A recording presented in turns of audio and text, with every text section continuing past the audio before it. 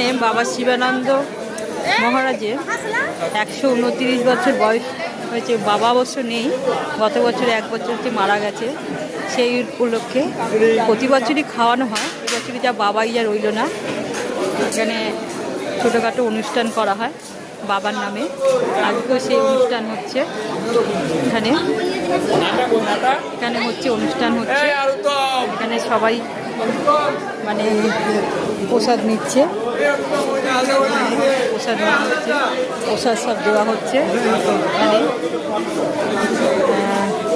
এবছরে আমি সেরকম কাউকে বলতে পারিনি, সামনে বছর যদি হবে তখন আমি সবাইকে আমন্ত্রণ করবো। বন্ধুরা যারা কালিম্পির আশেপাশে থাকেন বা দমদম এরিয়ায়, প্রচুর দূর দূর থেকে লোক আসে এখানে, আপনারা এখানে এসে প্রসাদ গ্রহণ করতে পারবেন বাবার নাম করে।